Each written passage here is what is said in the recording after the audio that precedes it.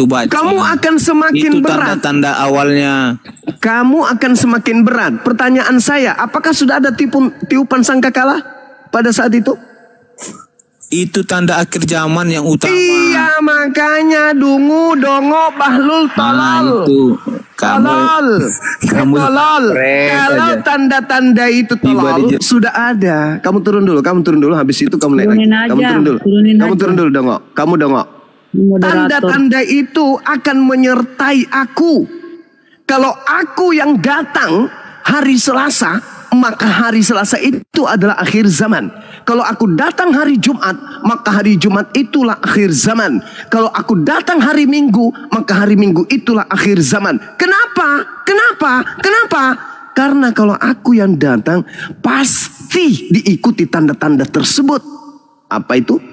Matahari menjadi gelap, bulan tak bercahaya, kuasa langit berguncang, bintang-bintang berjatuhan. Kalau aku datang, otomatis itulah akhir zaman. Tapi kalau bukan aku yang datang, cuman ngomong-ngomong, aku bertemu dengan Kristus di pohon loh. Aku bertemu dengan Kristus pada saat aku ke Damsik loh. Aku bertemu dengan Kristus pada saat aku tidur loh. Jangan kau percaya, itu bukan aku. Karena kalau aku datang, itu akhir zaman. Begitu bahlul, dompala, lemak. Udah capek saya menjelaskan samamu, masih juga memperbodoh diri.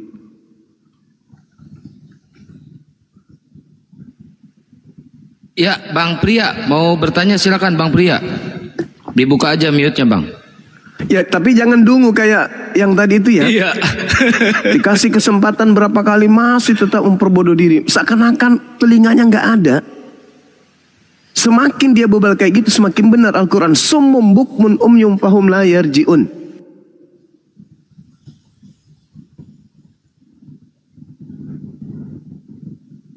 Mereka tuli, bisu dan buta. Ya, silakan saudara, silakan. Ya, silakan Bang Pria. Dibuka mute-nya Bang Pria. Di follow dulu ya akun Kian Santang ya, biar ada cadangan. Oke Bang, oke, makasih Bang. Itu nggak ada pertanyaan yang ingin saya mau sampaikan ke Bang Zuma, karena Bang Zuma itu menerangkan tentang nas Alkitab yang ada di dalam Matius tadi, nggak ada. Jadi saya pikir nggak ada yang perlu dibantah di situ, Bang. Yes. Jadi menurut saudara nih, menurut Yesus, kan Yesus sudah bocorin tuh tanda-tanda kalau aku yang datang begini. Nah, kalau ada yang datang mengaku Mesias, mengaku Kristus, tapi tanda itu tidak ada. Pertanyaan saya, apakah Yesus mengajarkan untuk percaya atau jangan percaya, Bang?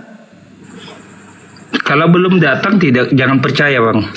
Nah, yang datang kepada Paulus apakah percaya atau jangan percaya? Oke. Narasinya dengan Paulus, Bang, dengan tanda yang Abang sampaikan tadi, bukan tanda untuk akhir zaman, Bang, atau tanda itu akan terjadi gempa ataupun bulan akan tidak bercahaya lagi. Tetapi yang datang kepada Paulus itu karena berupa cahaya, Bang, untuk membuat Paulus menjadi tobat atas perilakunya yang jahat, membunuh orang-orang pengikut Yesus pada zaman itu. Begitu, kata Bang. Yesus percaya atau jangan percaya?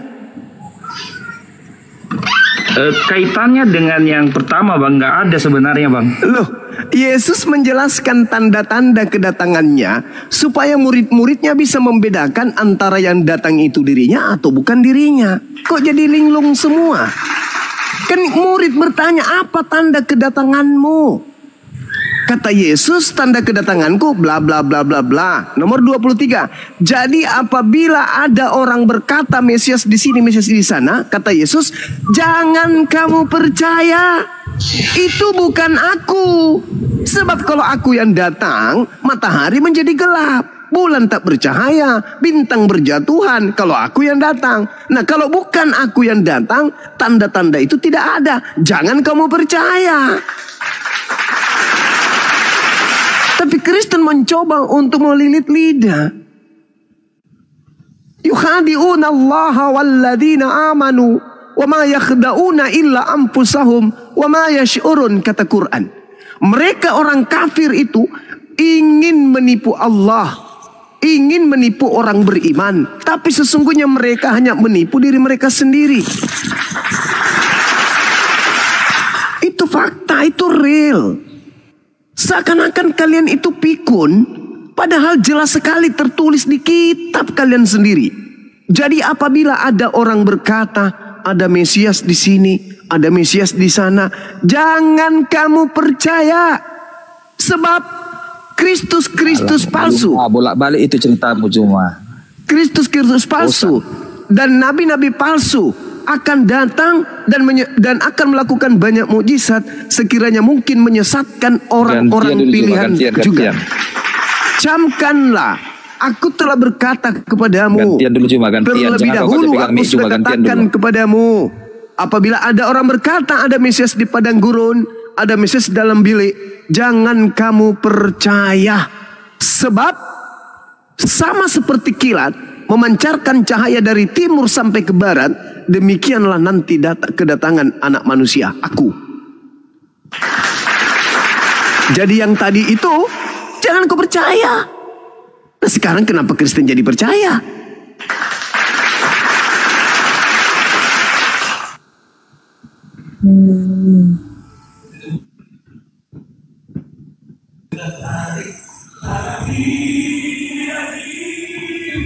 Halo Juma. Ya. Halo. Iya. Tadi kau bilang kan, bukti kedatangan Yesus itu ada satu narasinya, bintang berjatuhan. Yes.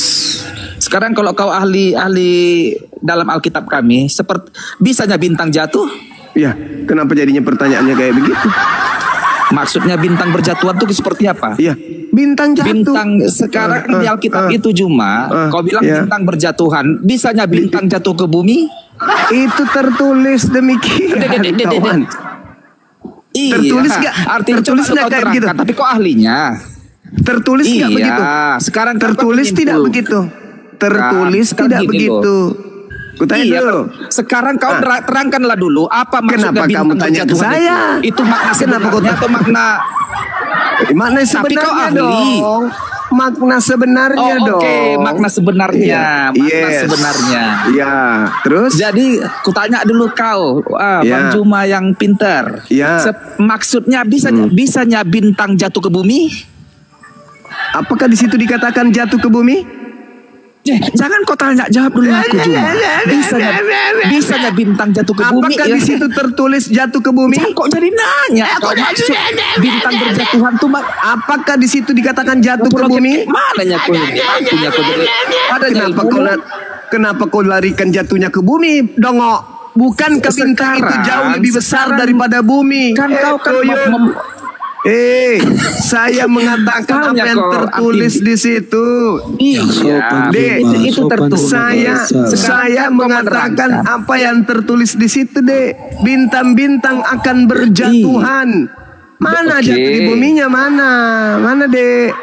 Kau jangan tambah-tambah dalil kitabmu, Dek. Bintang berjatuhan. Bisa aja bintang berjatuhan?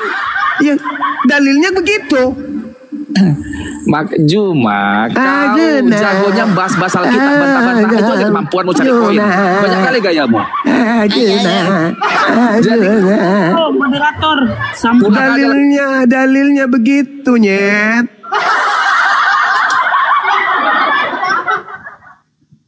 Dalilnya begitu. Kenapa kau jadi protes ke saya? Tertulisnya begitu. Bintang-bintang berjatuh. Harusnya kau tertawakan itu Bibelmu kalau kau anggap itu salah. Jangan kau tanya ke saya, kuclu. Untung dia nggak tulis di situ. Biji peler pendeta pada berjatuhan. Untung nggak tertulis kayak begitu. Saya baca apa yang ada. Jadi Yesus mengatakan, oh itu sudah sopan kali kepada binatang. Sudah sopan kali tuh. Jadi ketika dikatakan bahwasanya domba itu apa?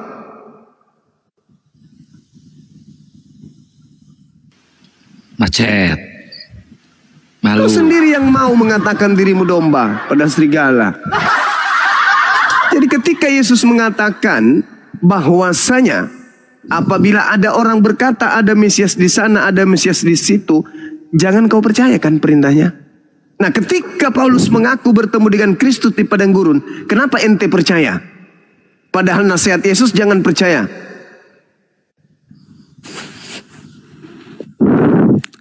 Ketika Muhammad membilang kalau saya di Nabi Muhammad, Nabi Muhammad, sesungguhnya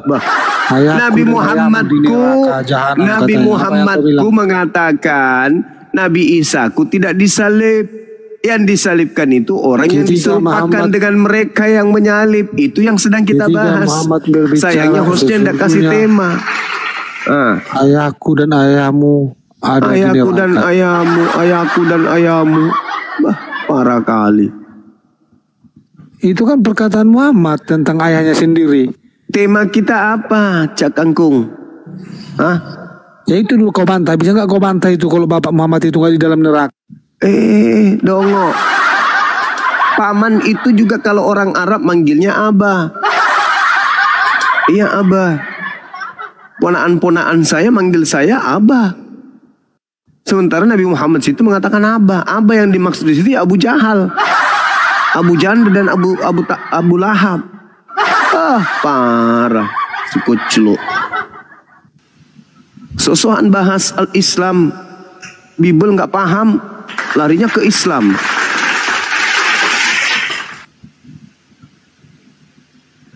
Ya, Bang Pria.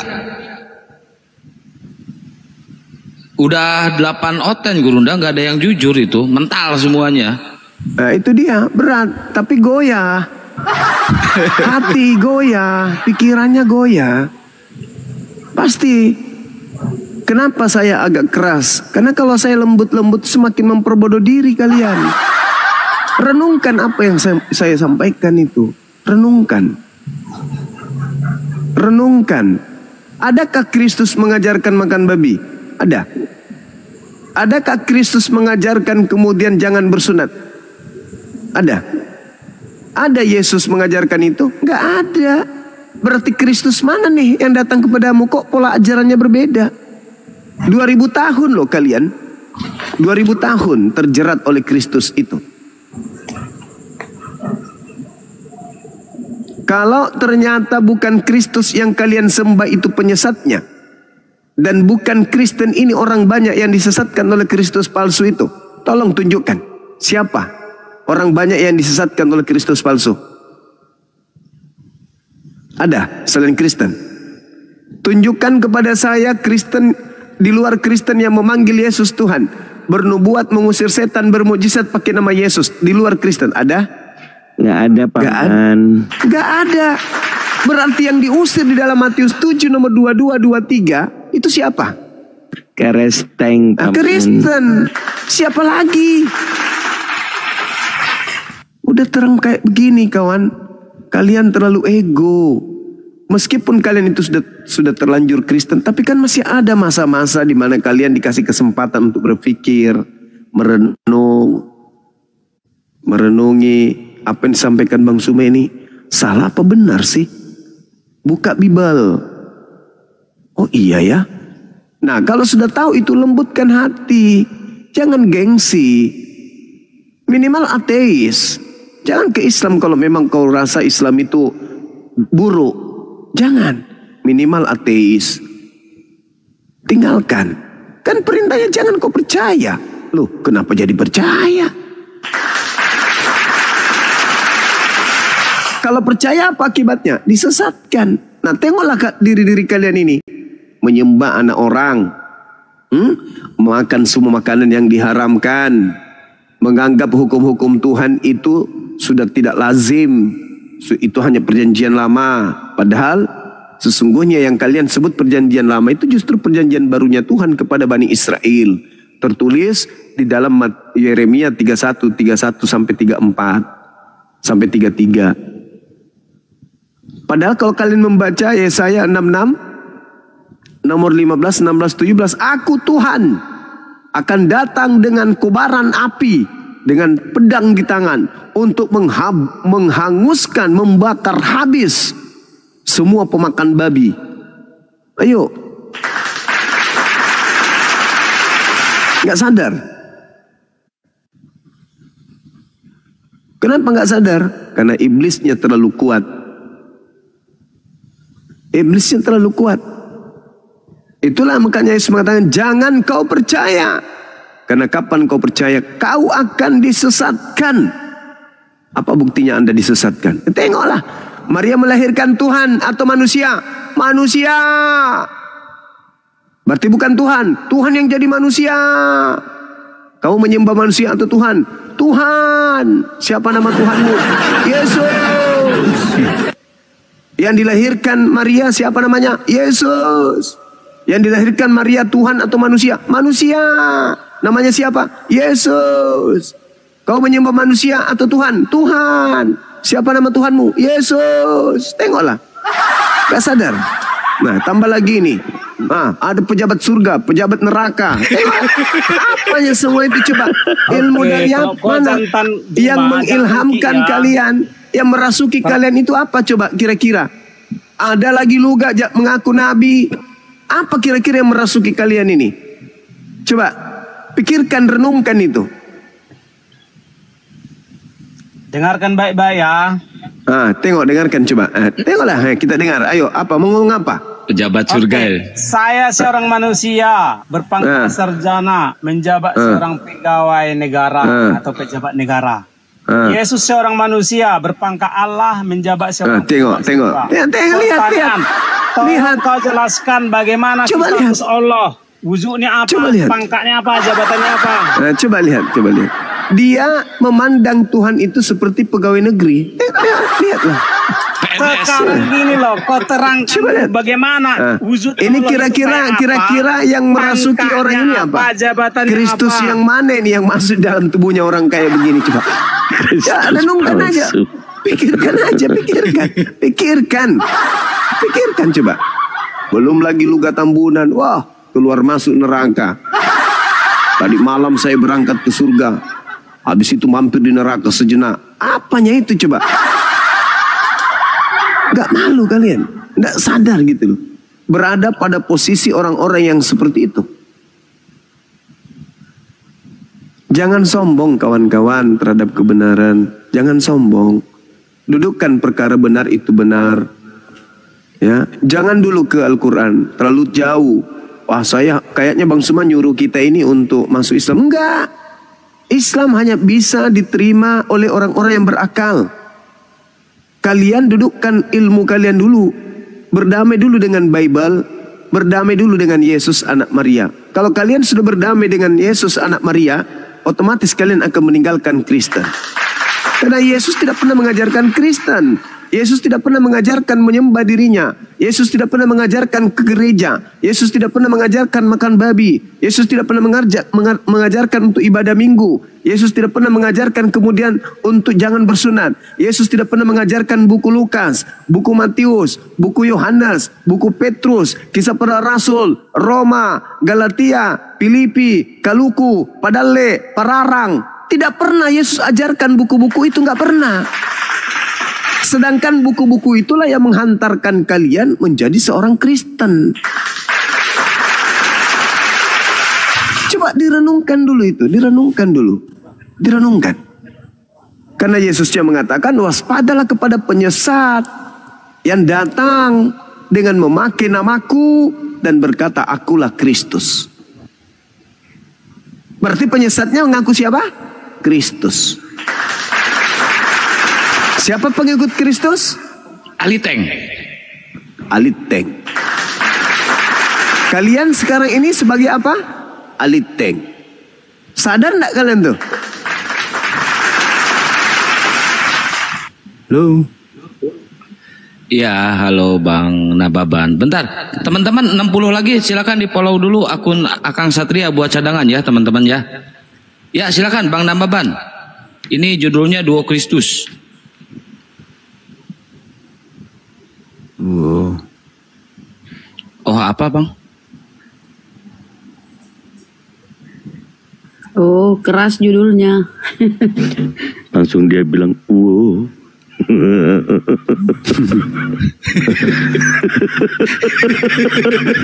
Ini emang berat, ini bener-bener nih.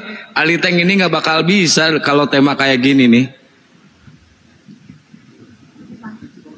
Ayo kawan. Ayo kawan. Selamatkan diri kalian. Coba. Pakai otak, pakai akal. Yuk. Oke, Yesus Bang Zuma boleh ini dengan tema yang dibuat Bang Zuma. Silakan. Di luar dari tema bisa.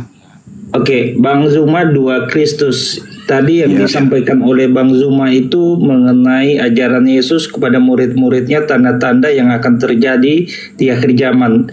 Nah, pertanyaannya Bang, sesungguhnya yang satu ini seperti apa Bang menurut Abang? Yang satu yang mana? Bukan dia anak Maryam ya, yang tadi disebutkan. Silakan. Kalau bukan anak Maria, tentu dia menyesatkan, kan polanya sudah sangat jelas tuh. Dia akan menyesatkan. Kalau bukan anak Maria, dia akan menyesatkan. Sekarang, bagaimana kita tahu bahwa dia menyesatkan? Sederhana untuk menjawab itu. 13 buku yang ditulis oleh Paulus ini berasal dari mana? Paulus dapat ilmu dari mana 13 bukunya? Dari mana? Bukan dari manusia, Paman. Bukan dari manusia. Coba. Bukan dari manusia, berarti bukan dari Yesus. Lalu dari mana kalau bukan dari Yesus? Sedangkan dia mengatakan, aku menerima Injil dari Yesus Kristus. Yesus yang mana? Sedangkan Yesus anak Maria tidak pernah mengetahui tentang buku Roma, buku Galatia, Filipi, Efesus, Filemon. Yesus tidak pernah tahu tentang buku itu. Jadi Yesus yang mana? Kristus yang mana yang Paulus maksud? Di dalam Galatia 1, aku menerima Injil bukan dari manusia, tetapi dari Yesus. Yesus yang mana yang bukan manusia? Setahu saya, anak tirinya Yusuf itu manusia. Setahu saya, anak Maria itu adalah manusia. Setahu saya, sepupu sekali Yohanes itu adalah manusia. Tapi dia mengaku, aku menerima Injil bukan dari manusia, tapi yang ngajarin aku Yesus Kristus.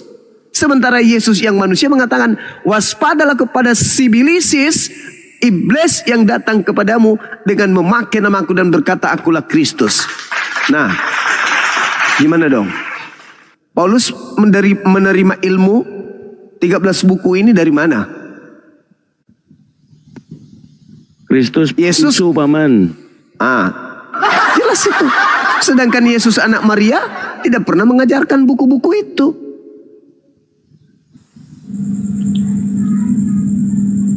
Oke Bang, ini mengenai Rasul Paulus ini Bang ya.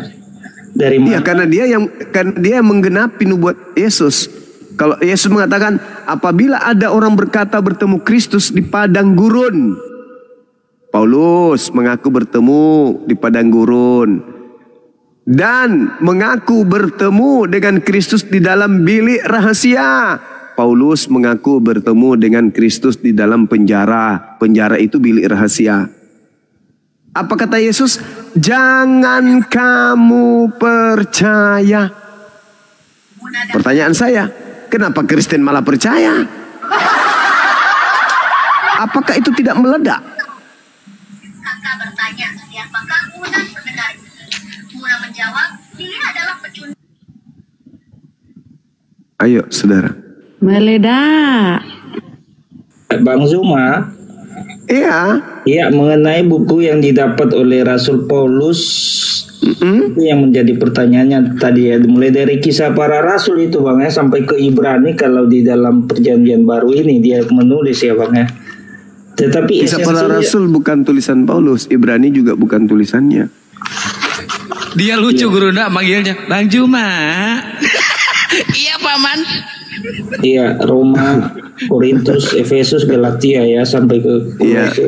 Dan memang menjadi perdebatan mengenai Ibrani memang ada yang menyatakan bukan tulisan Paulus. Iya. Nah, dari bukunya ini Bang, menurut Abang apa yang salah dari pengajaran Yesus sebelumnya? Karena Paulus ini kan bukan Mesias Bang, bukan yang menggantikan Yesus yang dimaksud, tetapi ini kan hasil dari yang dia dapat dan diajarkannya kepada jemaat-jemaat yang ada di Korintus maupun di Roma maupun di Efesus Bang, dan beberapa kota lainnya Bang. Nah, apa yang menjadi, menurut Abang, apa yang menjadi perbedaan antara yang diajarkan sebelumnya oleh para murid-murid Yesus yang ke-12 dengan Rasul Paulus ini? Apakah menurut Abang ada perbedaannya Bang? Ada yang bertentangan di dalamnya? Yang pertama, Yesus mengatakan jangan percaya ketika ada orang mengaku bertemu dengan Kristus di padang gurun. Cakupan dari hal yang pertama ini, Anda malah percaya. Karena Anda percaya, Anda mencoba melakukan pembelaan kepada Paulus. Oke, sebagai pengikutnya wajar. Anda bertanya tuh sebagai pengikut, apa yang membedakan? Hal yang sangat signifikan. Yesus mengajarkan selama 3 tahun melakukan penginjilan. Cakupan daripada penginjilannya, dia adalah manusia.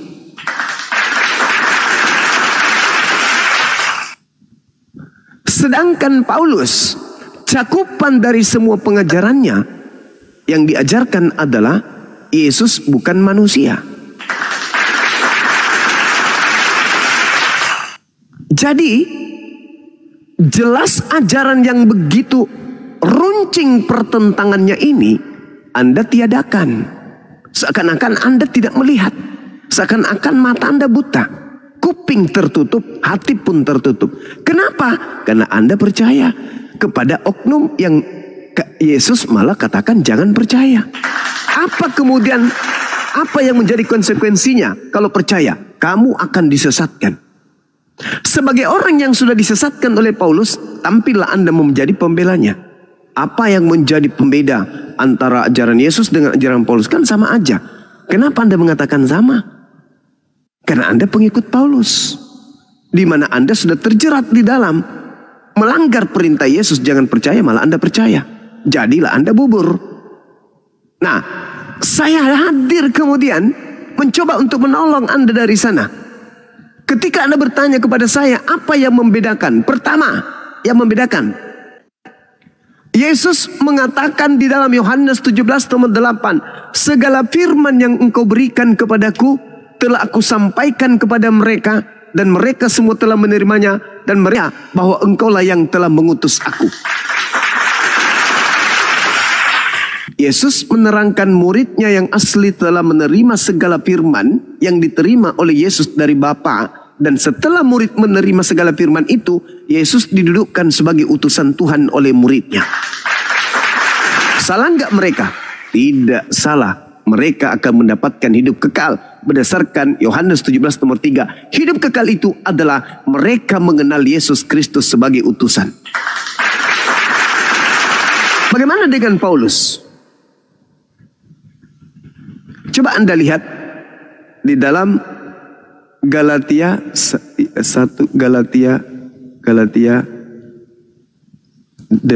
Korintus 8 nomor 6.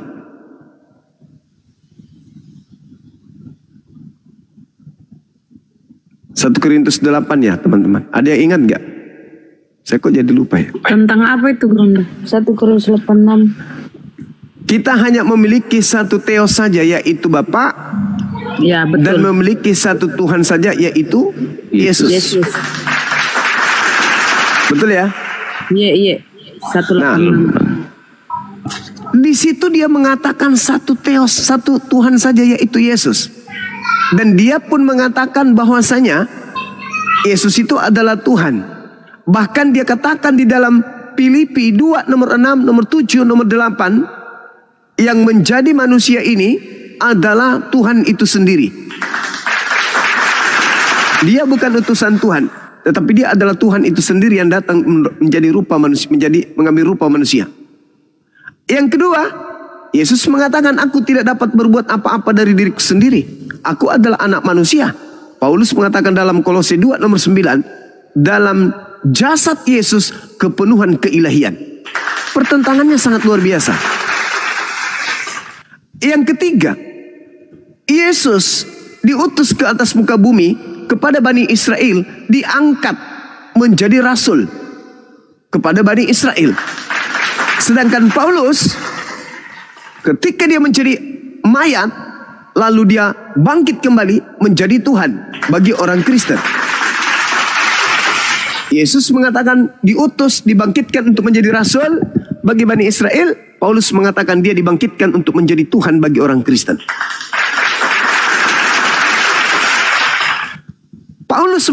Yesus mengajarkan hidup kekal itu adalah mengenal Tuhan satu-satunya, yaitu Dia yang telah mengutus Yesus. Paulus mengatakan apa? Dalam Roma 10 nomor 9 nomor 10. Barang siapa yang berkata dengan mulutnya bahwa Yesus itu adalah Tuhan, maka dia akan diselamatkan. Tapi semua itu bukanlah satu pertentangan bagi orang yang sudah disesatkan. Anda mengatakan itu semuanya sama. Padahal sederhananya adalah, apakah sama antara Tuhan dengan manusia? Tentu tidak sama. Yesus mengatakan diriku manusia. Paulus mengatakan dirinya adalah, Yesus itu adalah Tuhan. Beda dong. Beda. Tapi bagi Anda itu sama. Kenapa bisa demikian? Karena Anda sudah terjerat dengan tipu daya. Sesederhana itu, saudara. Kalau Anda menggunakan akal sehat. Yesus tidak pernah mengajarkan 13 buku Paulus. Paulus sendiri yang menuliskan tulisan itu. Yesus mengatakan segala firman yang kau berikan telah aku sampaikan. Seketika firman itu semuanya telah disampaikan, di situ tidak ada buku Lukas, di situ tidak ada buku Markus, Matius, Yohanes dan seterusnya. Berarti buku-buku yang Anda imani hari ini sebagai kitab yang Anda anggap firman Tuhan, itu bukanlah ajaran Yesus, tetapi satu rangkaian yang mereka tuliskan berdasarkan dengan keinginan mereka masing-masing. Termasuk Paulus. Segala firman yang kau berikan telah aku sampaikan.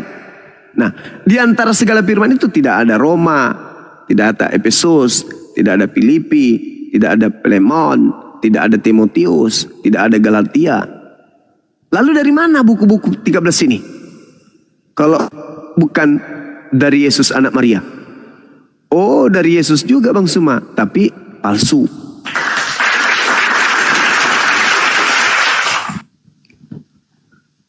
Silakan.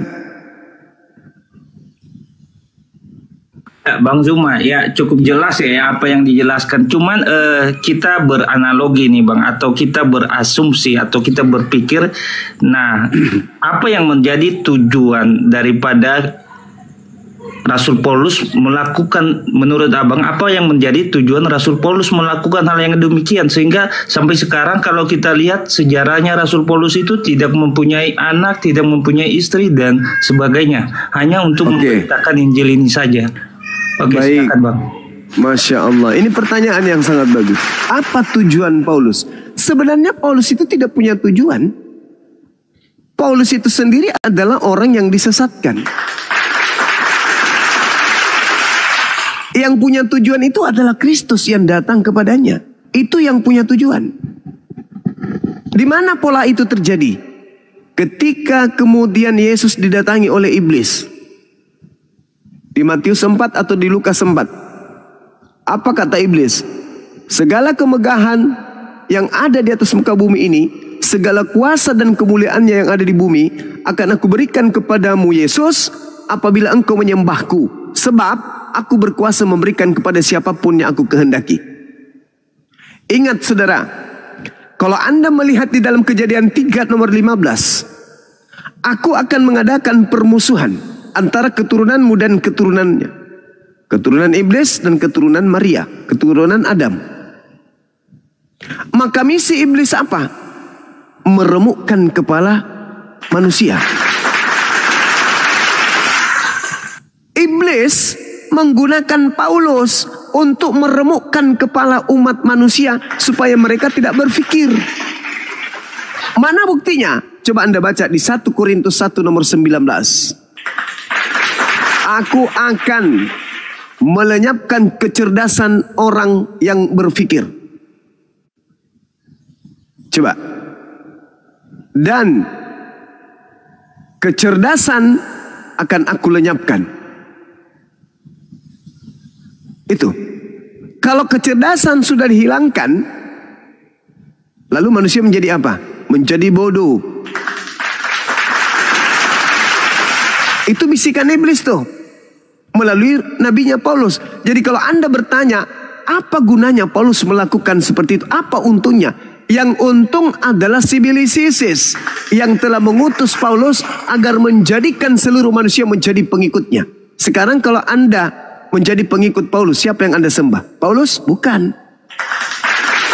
Yang Anda sembah adalah yang di belakang Paulus. Siapa itu? Itulah yang Yesus asli hindari. Agar murid-muridnya jangan menjadi pengikutnya, jangan percaya. Karena kapan percaya, maka Kristus palsu itu akan menyesatkan. Jadi ketika Anda bertanya, apa tujuannya, apa keuntungannya Paulus? Paulus tidak mendapatkan keuntungan apa-apa. Yang untung adalah yang di belakang dia. Siapa itu? Yang datang. Siapakah engkau Tuhan? Akulah Yesus yang kau aniaya. Apa keuntungannya? Dia meledakkan, dia kemudian memecahkan kepala anak Adam. Meremukkan kepala anak Adam. Endingnya di mana? Di neraka. Mana buktinya? Matius 7 nomor 22 sampai nomor 23. Pada hari terakhir nanti banyak orang memanggil aku Tuhan. Bukankah aku bernubuat pakai namamu, bermujizat pakai namamu, mengusir setan pakai namamu? Pada hari itulah aku Yesus akan berterus terang kepada mereka. Enyahlah daripadaku, aku tidak mengenal kalian. Kalian semua adalah pembuat kejahatan. Siapa yang dituduh Yesus sebagai pembuat kejahatan? Siapa yang dituduh Yesus aku tidak mengenal kalian? Siapa yang dituduh Yesus enyahlah daripadaku? Siapa itu? Yang memanggil Yesus Tuhan, bernubuat, mengusir setan, bermukjizat pakai nama Yesus. Itu siapa? Kristen. Sadarkah kawan? Kalau Anda belum sadar, berarti Anda masih terjerat. Waspadalah kepada penyesat yang datang kepadamu. Penyesat yang datang. Berarti ketika penyesat datang, tujuannya apa? Menyesatkan. Ketika orang yang percaya kepadanya, maka disesatkan. Ketika orang itu disesatkan, hal yang buruk dilakukannya akan nampak seperti baik. Silakan.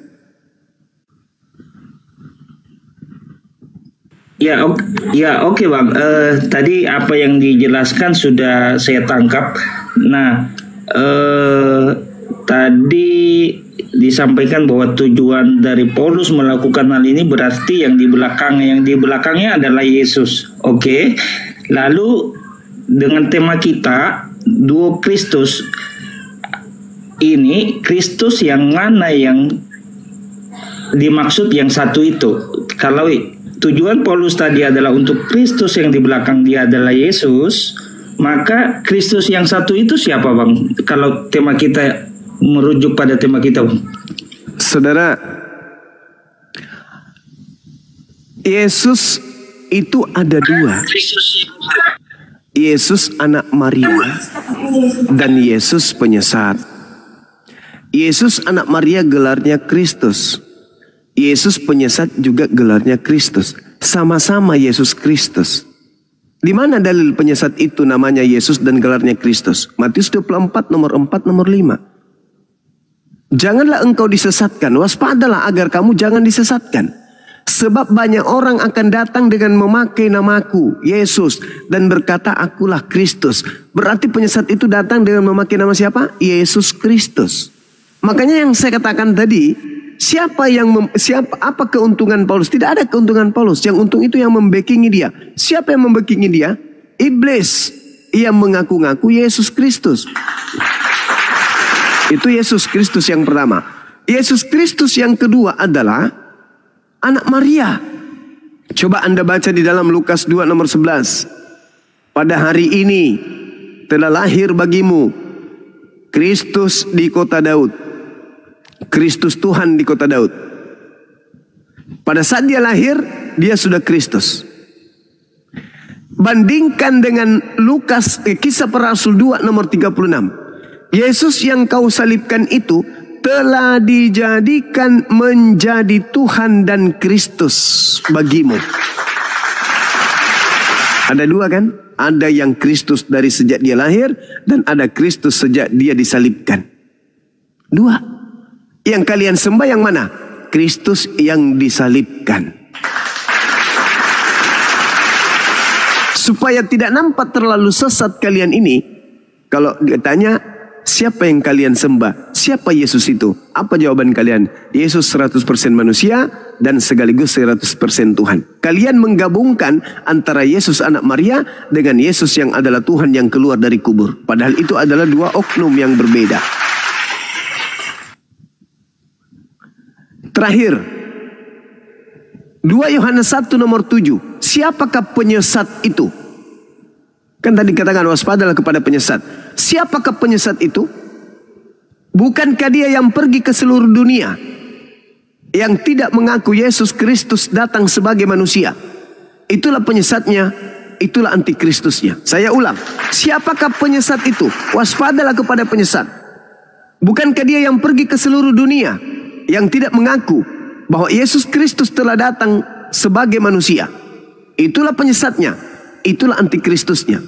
Coba Anda lihat di dalam Galatia 1 nomor 11, nomor 12. Bukan manusia yang mengajarkan aku Injil. Aku menerima Injil bukan dari manusia, tetapi dari Yesus Kristus.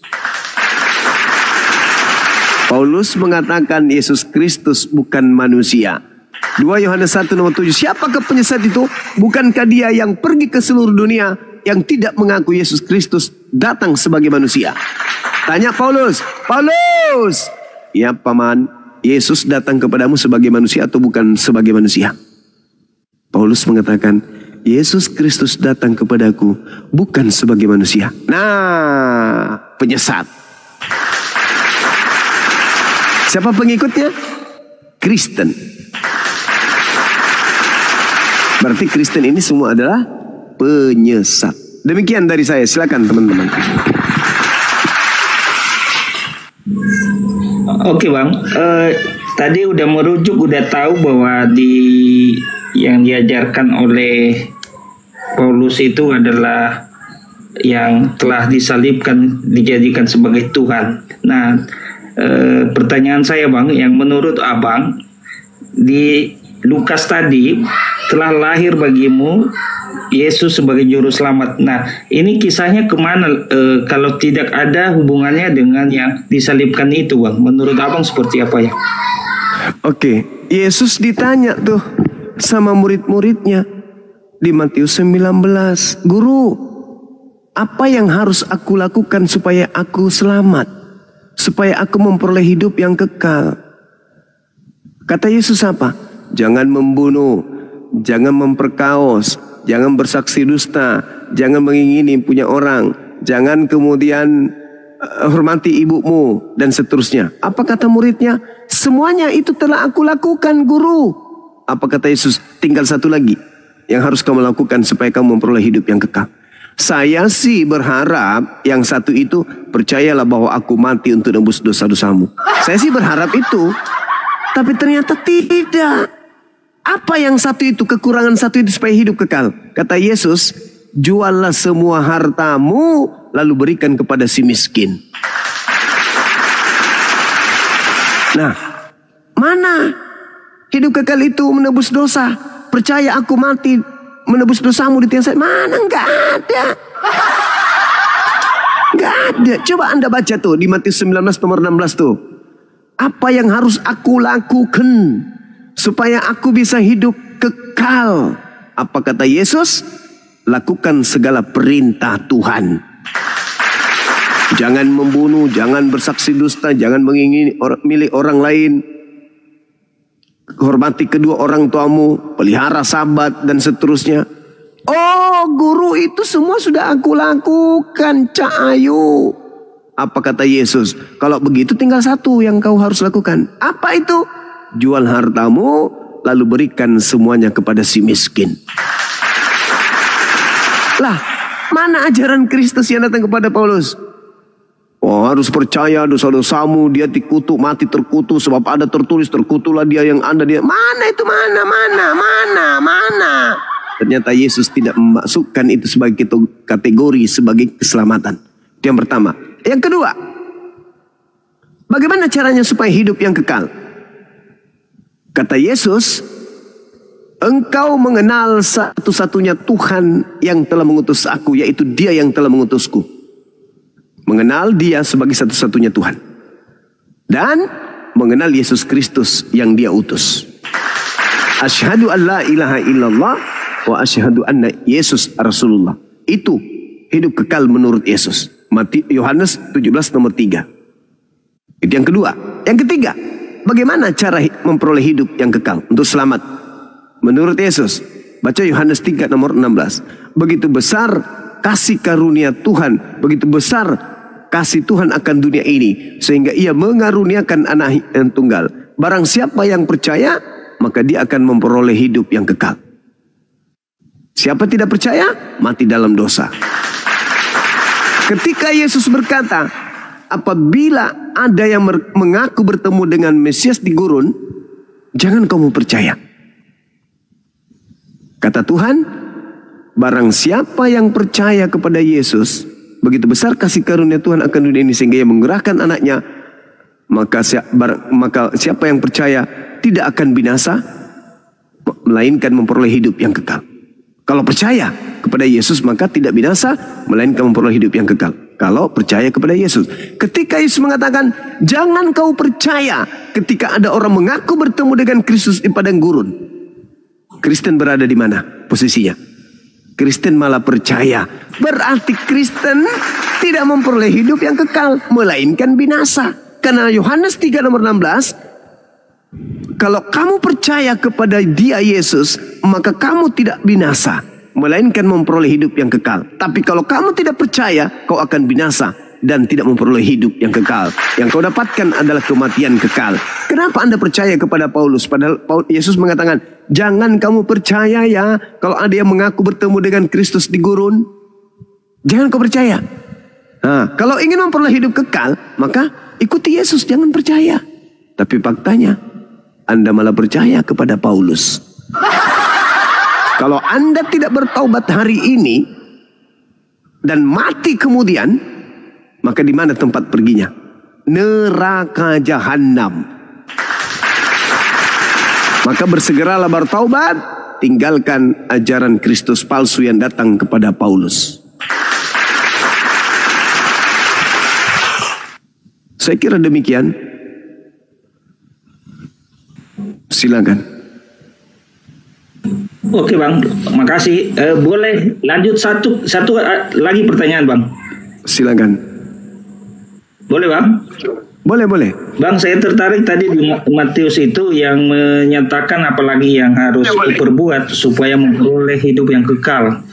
Iya. Itu yang tadi Abang sampaikan ya. Itu Matius 19.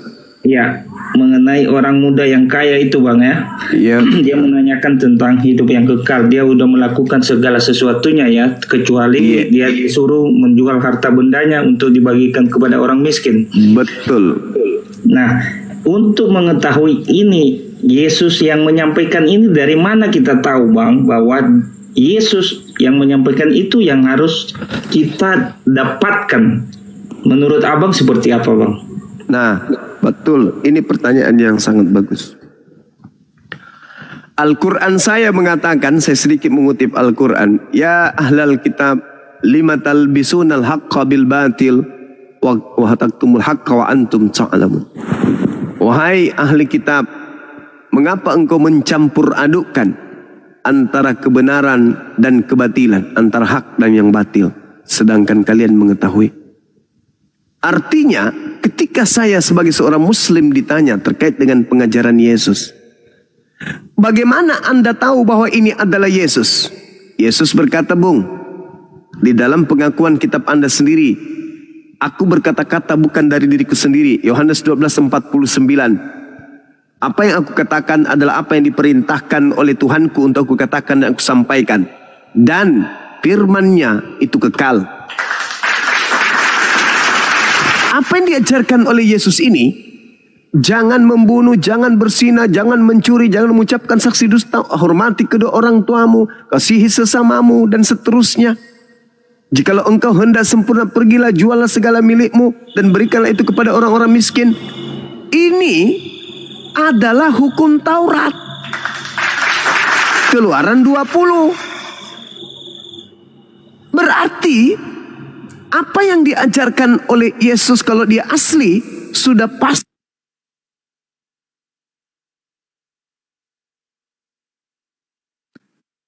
Ketombak, Bang.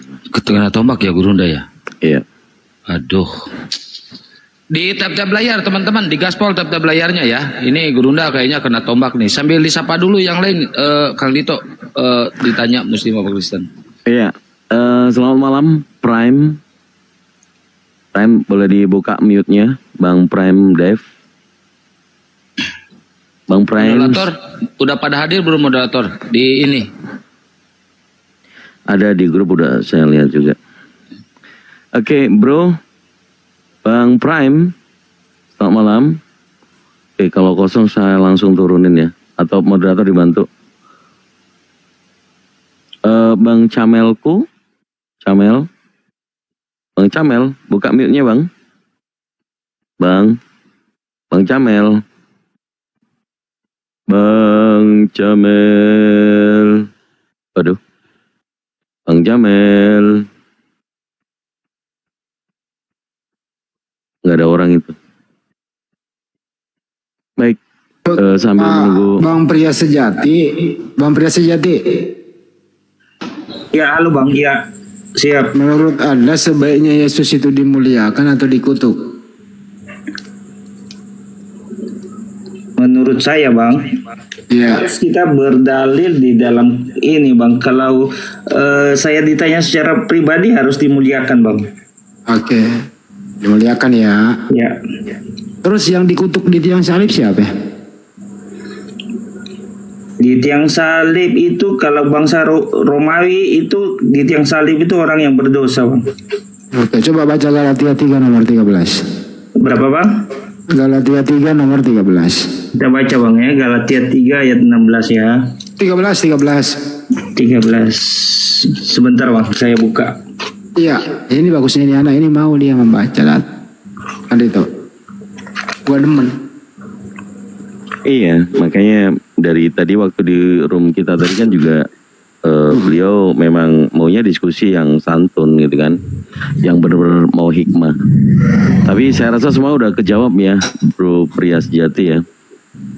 Iya Bang. Iya. Galatia. Udah nemu Bang, coba baca Bang. Iya, saya baca Galatia 3 ayat 16 ya Bang ya. 13.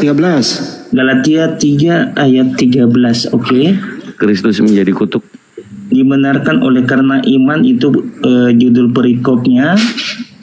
Kristus telah menebus kita dari kutuk hukum Taurat dengan jalan menjadi kutuk karena kita. Sebab ada tertulis, terkutuklah orang yang digantung pada kayu salib. Itu Bang ayatnya. Saya nggak usah bertanya aja, menurut kamu yang kau baca maksudnya apa itu? Kristus telah menebus kita Bang dari kutuk. Kita di sini adalah manusia. Kristus yang dimaksud di sini adalah Yesus. Yang terkutuk di situ siapa? Oke, saya ulangin Bang ya. Kristus telah menebus kita dari kutuk hukum Taurat dengan jalan menjadi kutuk karena kita. Sebab ada tertulis, ini tertulis Bang ya. Kutuklah orang yang digantung pada kayu salib. Siapa orang yang digantung pada kayu salib? yang dikutuk yang terkutuk di sini dikatakannya nggak ada ya Bang ya. Yang terkutuk adalah Kristus telah menebus kita. Menebus ini harus pemahamannya lebih dalam ya Bang. Menebus kita dari kutuk hukum Taurat. Dengan menjadi apa dia? Dengan jalan menjadi kutuk karena kita. Kalau menjadi kutuk, terkutuk nggak? Dengan jalan menjadi kutuk karena kita Bang ya. Yang menjadi kutuk siapa? Karena kita di sini Bang. Iya, yang menjadi kutuk karena kita siapa? Kita manusia Bang. Manusia Bang. Kristus itu siapa di situ? Itu ada kata Kristus itu siapa itu?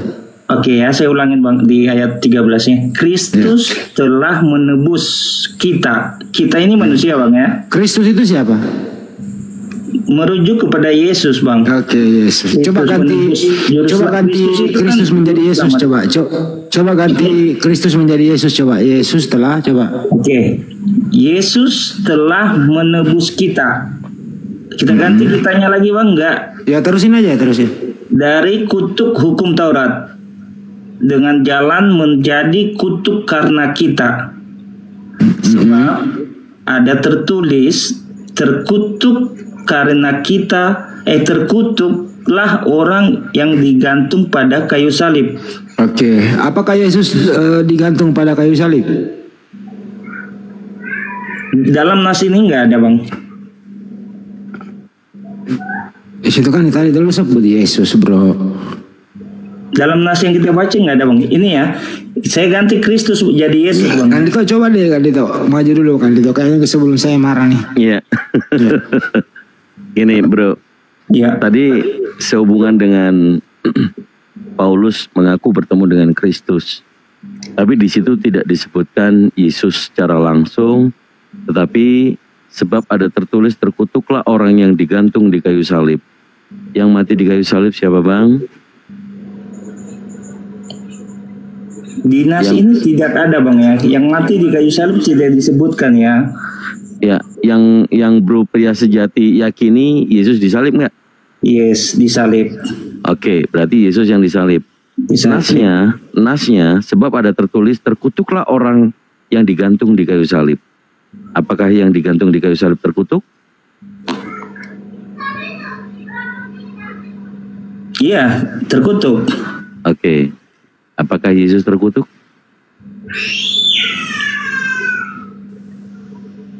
Tidak ada narasinya di sini Bang. Apakah Yesus itu terkutuk di sini? Nggak ada yang kita baca ya. Karena kalau kita baca dari awal Bang, dari 3 ayat 1 sampai ini temanya dibenarkan oleh karena iman Bang. Iya.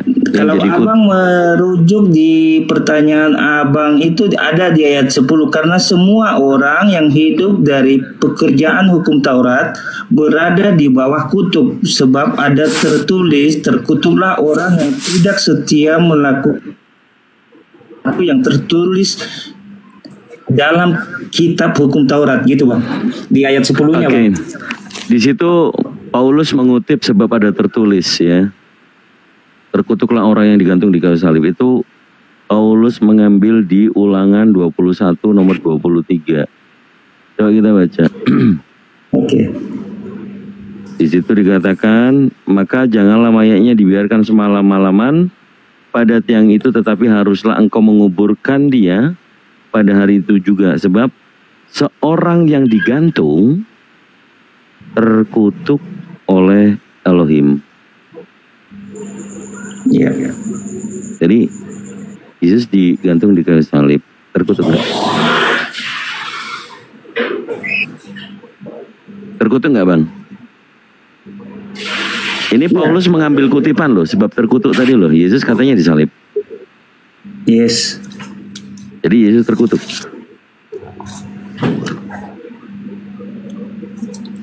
Agak bingung ya Bang ya? Iya, karena nasnya agak bingung Bang. Karena kalau kita akan merujuk ke Ulangan 21 yang Abang bacakan, tidak disebutkan di situ. Kalau Abang mempertanyakan bahwa orang yang digantung itu terkutuk, ya terkutuk, karena itu efek jerah dari bangsa Romawi, Bang. Itu kejahatan yang besar yang mereka lakukan, maka itu mereka harus digantung. Itu. Dan yang menjadi pertanyaan Abang kan karena Yesus ini kan sudah. Oke, sebenarnya begini Bang Pria. Anda setuju mungkin kalau Yesus nggak akan terkutuk ya. Begitupun juga kami. Kalau Yesus yang asli, meskipun dia digantung, kita semuanya menyadari bahwa dia bukan yang terkutuk. Kalau dari nas Ulangan 21 nomor 23 tadi, Elohim yang mengutuk. Tapi kita baca yang di 22-nya, orang yang wajib digantung adalah apabila orang berbuat dosa sepadan dengan hukuman mati, maka hendaklah kau gantung dia di tiang. Jadi kriteria orang yang digantung di kayu salib adalah orang yang berdosa. Apakah Yesus berdosa? Tidak Bang. Oke, kalau tidak berarti ya harusnya bukan Yesus dong yang disalib. Kemudian diperkuat dengan perkataan Elohim di Keluaran 23 nomor 7. Saya bacakan. Di sini dikatakan haruslah kau jauhkan dirimu dari perkara dusta. Orang yang tidak bersalah dan orang yang benar tidak boleh kau bunuh. Orang yang benar itu Yesus orang benar nggak? Iya Bang. Yesus orang benar. Ya. Yesus orang benar, makanya Elohim itu akan menjaganya dan tidak dibenarkan orang yang benar itu dibunuh. Kan begitu? Kriteria orang yang harusnya terkutuk adalah di Ulangan 27 nomor 25. Terkutuklah orang yang menerima suap. Apakah kriteria itu masuk di dalam pribadinya Yesus yang asli? Harusnya tidak. Maka sekian dari saya, Tafadhol Gurunda.